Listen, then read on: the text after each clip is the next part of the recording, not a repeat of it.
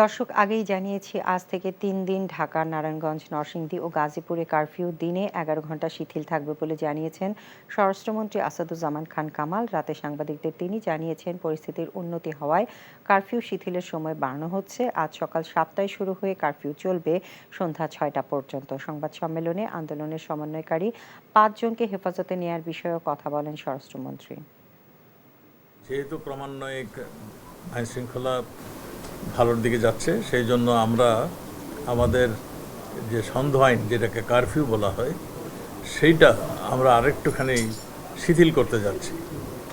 ঢাকা মহানগর, ঢাকা জেলা, গাজীপুর মহানগর, গাজীপুর জেলা, নারায়ণগঞ্জ, নরসিংদী জেলা আগামী রবি, সোম এবং মঙ্গলবার কারফিউ অব্যাহত থাকবে, কিন্তু এই জেলাগুলিতে কারফিউ শিথিল থাকবে। এখন জন্ম সনদ দিয়ে খোলো বিকাশ স্টুডেন্ট অ্যাকাউন্ট। নিজের বিকাশ নিজে কর।